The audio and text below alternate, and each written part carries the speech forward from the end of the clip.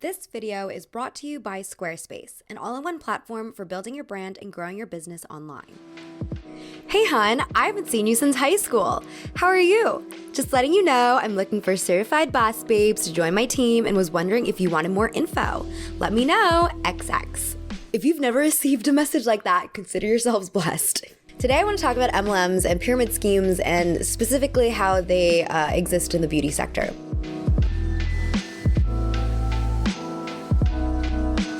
So there's a lot to talk about, but first let's define MLMs so that we're all on the same page. Multi-level marketing is sometimes called network marketing and frequently abbreviated as MLM, which is confusing because the first time I learned what an MLM was, it stood for men loving men. Okay, before anyone says anything, yes, I am aware that my curtains are very uneven, and the reason is because my cats are obsessed with climbing the curtain on the right side of me, and because I'm a pushover and my cats rule my household, I just allow it to happen, I guess, and I forgot to fix it. But in the business world, MLM refers to multi-level marketing, which is a retail business model built on person-to-person sales. Here's what happens. Individuals join the MLM under a title called distributor, participant, or contractor, but no matter the title, the person's job is to be a salesperson, so they're supposed to sell the products that the MLM is marketing. Unlike an employee selling goods at a store, MLM distributors will sell their products independently. Kind of like Girl Scouts selling cookies. Just to be clear, I don't think Girl Scouts are MLM adjacent unless they are aiming to be cookie entrepreneurs and actively recruiting people to sell Thin Mints, which I don't think they're doing last time I checked. I'm just saying it's like when every member is tasked to sell their own supply of goods on their own time, rather than through like operating a storefront. Another difference from a traditional sales job is the risk involved. MLM distributors often have to buy their own supply at a wholesale price from the company, so they carry the financial risk of unsold goods. A lot of companies will not just give you the supply, they expect you to buy the supply and then resell them at a higher price point.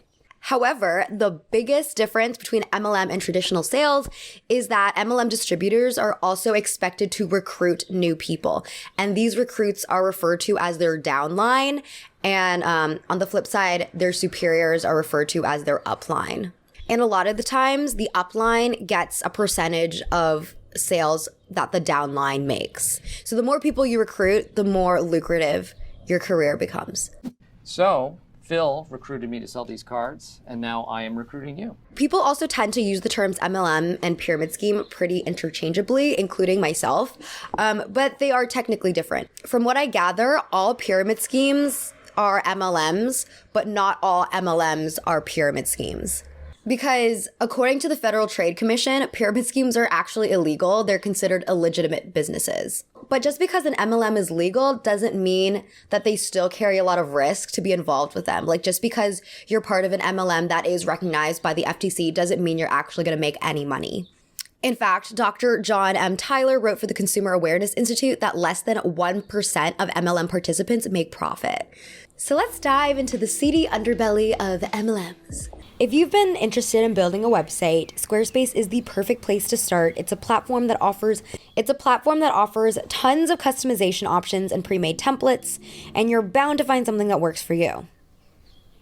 And of course, Squarespace also has powerful built-in analytics, so you can track who's visiting your site and more with page views, traffic sources, time on site, most read content, audience, geography, etc. So you are always on top of what's happening with your business.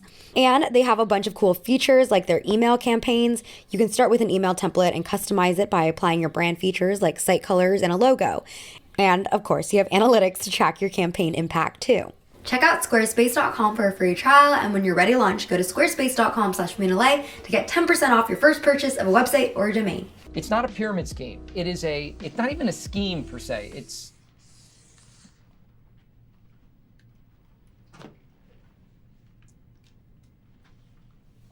I have to go make a call.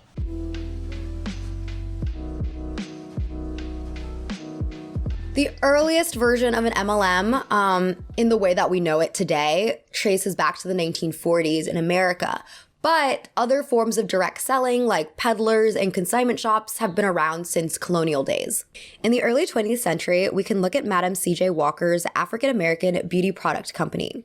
Madame C.J. Walker was the first woman and first Black millionaire in the United States, and she adopted a quote-unquote pyramid structure for her company, which was a common practice among women entrepreneurs at the time.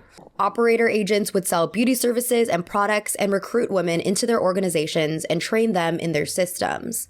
The Madame C.J. Walker Manufacturing Company provided employment for over 3,000 people, and Walker herself claimed that her multi-level sales force had over 20,000 agents by 1919.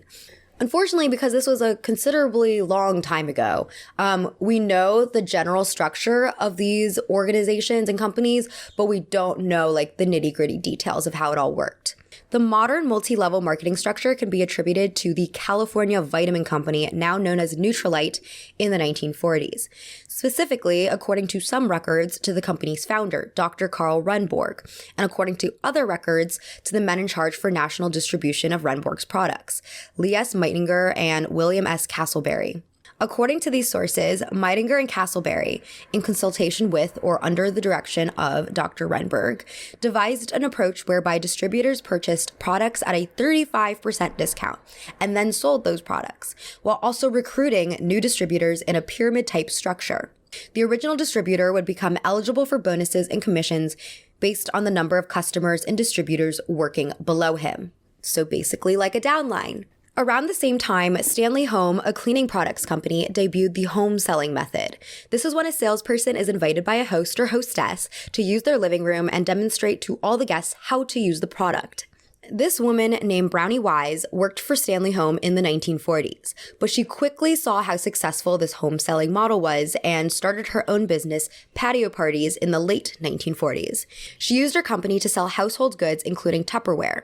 She also recruited other housewives as part of her sales force. So, the thing about Tupperware is made of polyethylene plastic and is used as storage containers, specifically for food.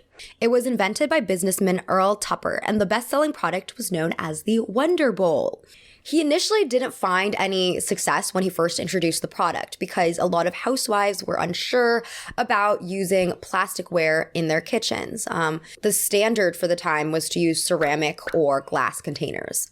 Plastic smelled kind of bad, it was kind of oily, and it looked and felt cheap. Also, as most of us know today, Tupperware has a unique feature.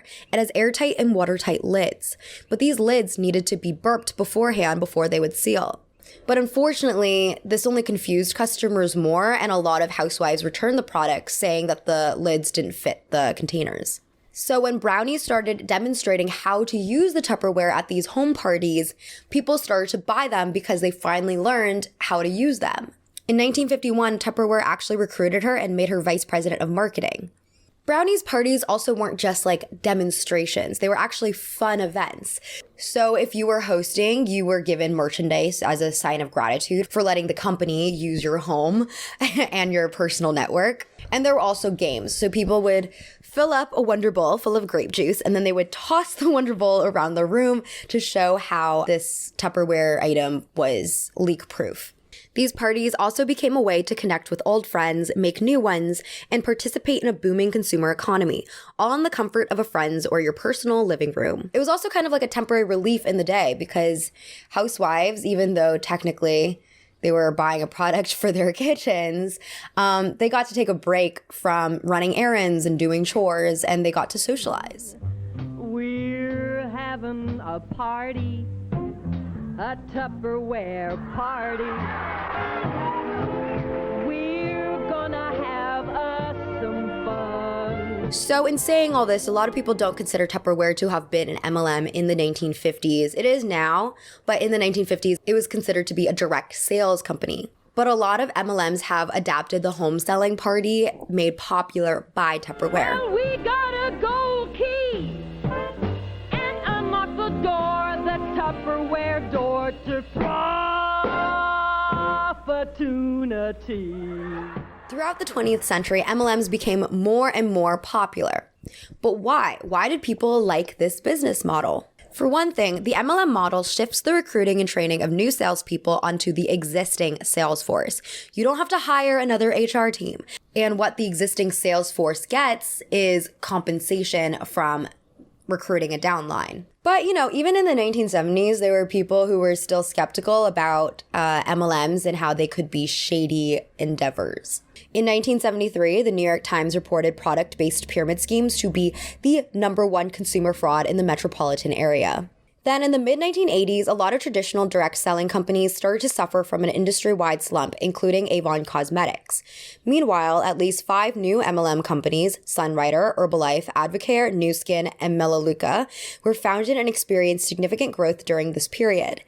And in 1989, Amway, the largest MLM company, initiated a hostile takeover of Avon. Avon responded by calling Amway an admitted criminal. Amway soon withdrew its bid. But as a result of all this pressure, in 1991, Avon Cosmetics finally considered adopting an MLM structure under an initiative labeled Leadership and promoted by a Rick Goings, an Avon executive. The CEO, James Preston, rejected the move and Goings left the company.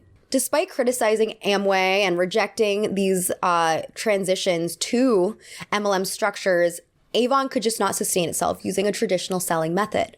I didn't actually know Avon was an MLM until last week, because the first time I heard about Avon was in the show Mad Men, which is my favorite show ever, and I highly recommend watching it. It came out in 2007, I think, and it ended in 2015.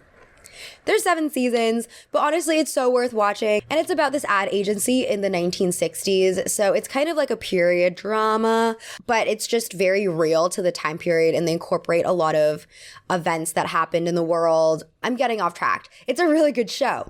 But as I said, it's about an ad agency. And one of the clients that the ad agency works with is Avon. I grew up in an Avon home. Our lady was Gladys Bowman. She was very elegant. Other clients in the show are actual major companies that existed. So for instance, Coca-Cola, American Airlines, Utz Potato Chips, etc. And all these companies are very big, very legitimate. So that's obviously how I thought of Avon as well. And yes, well, technically MLMs can be legitimate. Let's be real. A lot of us don't have a lot of respect for MLMs. But I guess it makes kind of sense because Avon didn't transition into an MLM model until 30 years after the events of Mad Men. Now, Avon is one of the biggest MLMs in the world. And in 2009, they actually pushed their most expensive ad to date for the Super Bowl. And it was a very strange ad because instead of marketing any actual products, they were marketing working at Avon. It was basically a recruitment ad. Rather than selling actual lipstick, they were selling income opportunities. I can't get fired. I can't get laid off. It's my business. Might I remind you, 2009, so we are still in a recession.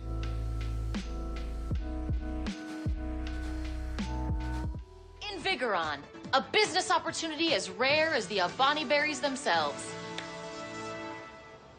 What's happening? You're like a berry salesman now, or? No, I'm a distributor, Charlie, for a revolutionary new product that changes lives. Most MLMs seem to focus heavily on women. We can see this in the type of products most companies sell, like makeup, clothing, kitchen gadgets, and weight loss regimes, but it's actually the structure of these companies that really is predatory towards women. The allure of making an independent income from home appeals to stay-at-home mothers today just as much as it did to housewives in the 1950s selling Tupperware. The Direct Selling Association, a trade organization of MLMs, estimates that 74% of the 16 million Americans involved in direct selling are women, which is why detractors have taken to calling participants Huns, a nod to the sorority speak that reps encourage their recruits to emulate. Alienation of mothers also plays a significant role. Women confined to homes are significantly more at risk of social isolation. And MLMs know this, and that's why they target a lot of these women communities. So mommy groups and Bible studies and other suburban neighborhood social scenes. A lot of MLMs will even co-opt the language of community in their marketing. Avon's recruitment materials note connectivity and community have always been critical to Avon's direct selling model. Even on TikTok, women who are involved with MLMs use the MLM Boss Babe hashtag. And if you scroll through their videos with that hashtag, you can see how MLM girls are pitching the gospel of MLMs as a promise to not only bring financial prosperity, but also to be a way to find friends. Let's be clear, MLMs are not a community, even if your friends are all doing it. It just can't be a community because it borrows so much from a neoliberal type of organization. For example, MLMs tend to preach the gospel of Sheryl Sandberg's Lean In book. Lean In is a 2000s era self-help guide, and it was a bestseller. Nowadays, the Lean In philosophy has been criticized to the gods, and the reason is because Sandberg's philosophy argues that the key to feminist progress is individual change, which is something that doesn't fly anymore in our 2020s society. Because some of the criticism has been that you're putting the ownership a lot on women. She covers in the book how the only thing standing between women and economic freedom is themselves, which of course ignores all the systemic obstacles that are actually hurting women and other marginalized groups. But we're also held back by things within ourselves. We're held back by the fact that we continue to do the majority of the housework and childcare. As Frankie Mastrangelo writes in their work, Theorizing Girl Boss Culture, an MLM community member is someone who assumes complete responsibility for their failure to recruit and meet sales goals. They never critique the MLM system for their hardship, despite the fact that these structures are often set up to make success in them impossible.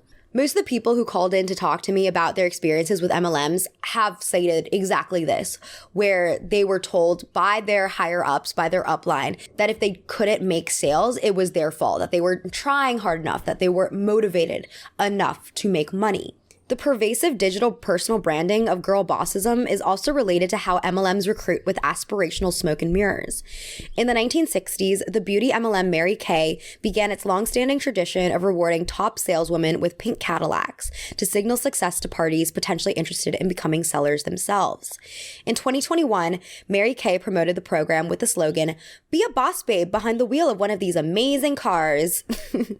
Today, every popular MLM influencer's feed, and yes, there are multiple MLM influencers, is like this pink Cadillac rhetoric on steroids. They all have financial independence, not even just independence, financial success exhibited by lavish spending and all these like nice trips they get to go to. And they also have close-knit friends. And you can have it too, if you join my team of boss babes and buy my starter kit. Oh, and also about the Cadillac. Apparently, these are the stipulations. The consultant isn't given the car outright. It's a 2-year co-op lease paid for by Mary Kay. And when the 2 years is up, the consultant can elect to sell the car back to the dealership or purchase it herself. There's this pressure to do it all. Like, you can have it all. And if you can't do it all, then you're bringing down the feminist cause, or you're just simply a bad mother. This is why so many women joined LuLaRoe, an MLM company that offers young mothers the soothing promise. Sign up to be a retailer and you could run a successful virtual boutique out of your own homes, while still being present for your kids. LuLaRoe sells women's clothing, and even their designs appeal to the stresses of being a working mom. The clothes are functional for chasing around young children, accommodating of changing bodies post-birth, yet still cute enough to be socially acceptable outside the home. According to Roberta Blevins, who was part of the LuLaRoe MLM scheme, LuLaRoe women added her to Facebook groups, texted her, invited her to parties that doubled as fashion sales, and showered her with encouragement. Blevins said, "They saw me. They're like, she's bubbly, she's energetic, she knows how to use social media, she's an asset to moving this forward." At that point, I was just another walking dollar sign. But the reality of being part of this particular MLM was actually a lot darker. Lachey Kimbrough Benson, who started as an administrative assistant at the company's headquarters in 2015, told The Guardian, "A lot of people lost their marriages, their lives were in shambles, people were selling breast milk for startup costs. Are you kidding me? People were taking out loans, all kinds of stuff." And the founders, Mark and Deanne, knew that.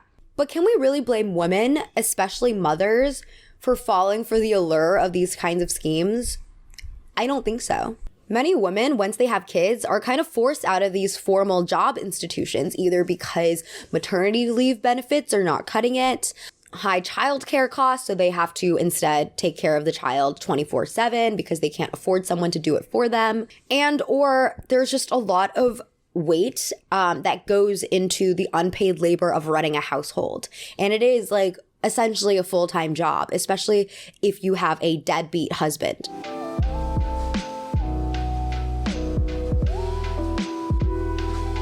MLMs also tend to prosper among religious communities, though not all of them.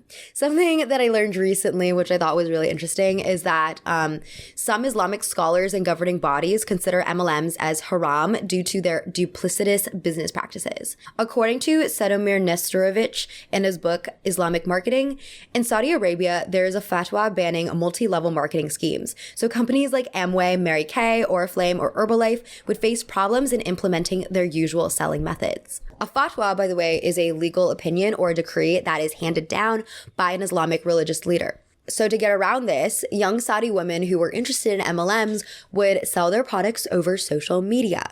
But MLMs tend to be most popular among fundamentalist Christian and Mormon groups. We all know that Utah is a center of Mormon cultural influence, and so it's maybe unsurprising that per capita, Utah has more MLMs than any other state. These MLMs include LipSense, doTERRA, Nu Skin, Young Living, Nature's Sunshine, Tahitian Noni / Morinda, Amway, Melaleuca, Nuways, Thrive, Zango / Zija, Unique, Jamberry, and Unicity. What is the link between Mormonism and MLMs? Mormon writer Jana Reiff wrote an explanation on the religious news website back in 2017. She writes a list of 10 reasons, which I will share with you. So the first reason is insularity. Mormons tend to be trusting, especially of other Mormons. They tend to want to believe that other Mormons are good, because surely if they know and believe in the gospel, then they want the best for other people and aren't trying to cheat people out of money. Reason number 2, money as a blessing. Many Mormons believe in the principle that if someone has money, then they must be blessed by God. 3, Mormons encourage women to stay at home. So Utah has one of the highest concentrations of stay-at-home mothers in the entire country, according to a national study by the New York Times, which estimates 46% of prime-age women in Provo are not working, while 8% of men are not. Reason number 4, Mormons have a built-in network complete with phone numbers, physical addresses, and emails. They may not think twice about using this information to send out invitations to their parties, even if using ward lists for business purposes is against the rules of the church. Reason number 5, door-to-door experience. Former Mormon missionaries are used to sales techniques. They are not afraid of rejection, and they are sometimes very aggressive. 6, Mormons are used to hearing testimonials and connecting that to a deeper truth. Some might argue this means Mormons are particularly vulnerable to anecdotal evidence. Number 7, Mormons often hear people scoffing at our religious ideas, our founder, and our scripture. Because we've grown accustomed to that, we may be more likely to shrug off criticisms even when we shouldn't. Number 8, Mormons are comfortable with a hierarchical institution where people at the top know more than people at the bottom, and to be paying money upstream, which I guess would make them more comfortable with the idea of an upline and a downline. Number 9, Mormons have a tendency to believe that they are chosen or special and may be more easily led to believe that an opportunity has come to them from God rather than dismissing things that are too good to be true. And last reason, number 10, sadly, Mormon church meetings do not lead Mormons to ask hard questions. Instead, we may be more vulnerable to being led to ask the questions that people want us to ask. If a question/answer format is offered, we may not think more deeply. Yeah, and I think a lot of fundamentalist Christian groups also have similar reasons for why the people in these communities are at risk of joining MLMs. But I want to go back to this whole stay-at-home mothers thing, because even though there is like a high number of stay-at-home mothers in Utah, like it is harder to be a stay-at-home mother now than it was in the 1950s. I mean that financially, not like emotionally, mentally, because I'm sure women in the 1950s were struggling. But I mean that like in the 1950s, it was more mainstream. It was more common for women to stay at home. So a middle class family could afford things just from the husband, the father's salary. But that's not really the case anymore. Ever since the majority of America went double income households, costs have risen to reflect that. So now, like, it is really hard to be able to take care of an entire, like, 4-person family just on one person's income, unless that person is, like, making bank and working at Silicon Valley. Anyways, this Mormon woman and lip sense consultant, Alex Garner, told local Utah News that she estimates about 75% of the Utah women she knows are involved in direct sales. Some because they want to stay in the workforce, and others because they want to contribute to household income. So going back to LuLaRoe, the company was actually founded by a Mormon couple, Mark and Deanne Stidham. And there was actually a docuseries expose called LuLaRich that revealed the darker sides of the company. For example, top saleswomen alleged that they were pushed by the Stidhams to have weight loss surgery to conform to the couple's idealized image of what women should look like.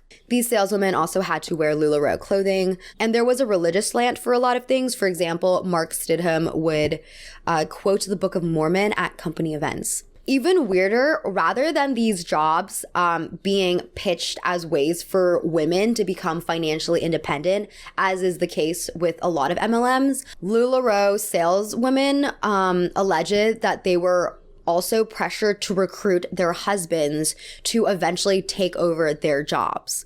As Mahita Gajanan wrote for Time magazine, eventually it became clear that LuLaRoe was pushing forth a very specific idea of what empowered women and families should look like. Heterosexual with a man in charge and everyone wearing patterned clothes.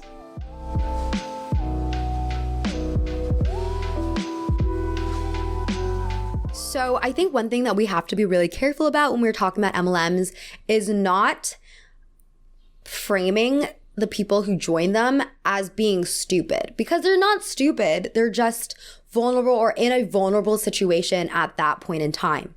And I'm sure that other options that exist, like other alternatives for them to have taken, were probably also not great either. MLMs purposely target college students, stay-at-home mothers, and insular religious communities, as we've already discussed, for their vulnerabilities, but there are so many other groups as well. For example, MLMs took advantage of the pandemic for recruitment. At the height of COVID, the MLM sector was actually booming, with companies like Avon boasting a 53% increase in sales representative signups in the first 8 months of 2020. This is no coincidence. Reps were told by their higher-ups to go on social media and to actively recruit, to be posting every day, to be going on live, telling people with job insecurity, people who had places of employment shut down, people who were afraid to find work that wasn't remote. They were told to bring these people in.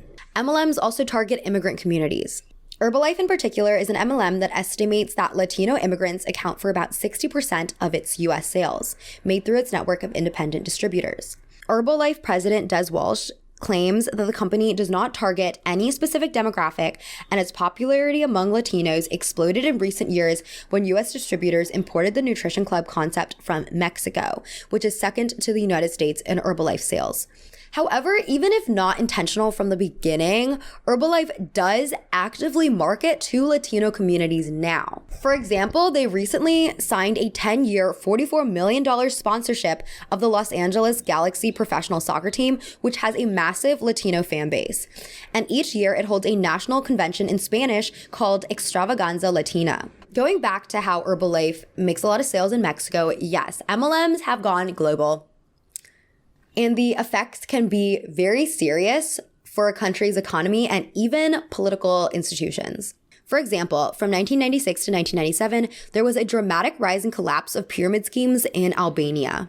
At their peak, the nominal value of the pyramid scheme's liabilities amounted to almost half of the country's GDP. Many Albanians, about 2/3 of the population, invested in these schemes. And I use the term pyramid scheme instead of MLMs because most of these schemes were pyramid schemes in the sense that they had no real legitimate assets. So they were kind of busted from the start. So naturally, when the schemes collapsed and went bankrupt, a lot of people were affected and very unhappy. There was rioting, governmental collapse, and an estimated 2,000 people were killed. The reason it was so serious in Albania, according to Christopher Jarvis, who wrote this article on pyramid schemes in Albania for the International Monetary Fund papers, staff papers, was because the country was still rebuilding its economy, having started its transition from being a one-party communist state in 1991.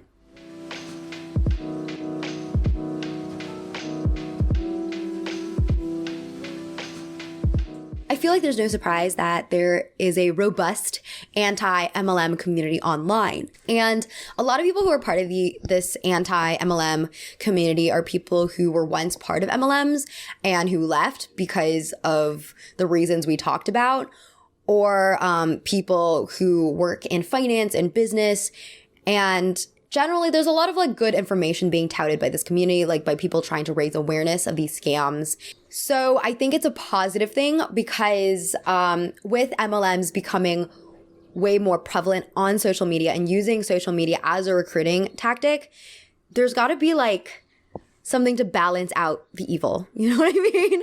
So another force on the internet that's telling people, don't do this. Please don't do this. But I think the downside of people finding out about this and just kind of taking it for face value is that there's a lot of like condescending commentary towards people who are involved in MLMs. Like there's so many memes that go around, which I don't think is like an issue. I think memes are fine. But the more insidious stuff is when commentary YouTubers or TikTokers will rag on someone, like an actual person's profile, and call them out for being like stupid, reading their post and just like making fun of what they're saying. I think that can be really mean because we don't know what these people have gone through, and we don't know their reasons for joining MLMs. And sometimes they joined because there were no other options available. And yeah, I think it's just unhelpful. The people that everyone should be making fun of are the people who are literally running the whole thing. Thank you all for listening and for joining me today. I hope you have a lovely rest of your day. Please let me know in the comments what you think about MLMs. And also, I will be releasing an extended version of this episode onto my podcast, Highbrow, on Wednesday. So I hope you'll join me there. And for now, I'll catch you on the next video. Okay, bye.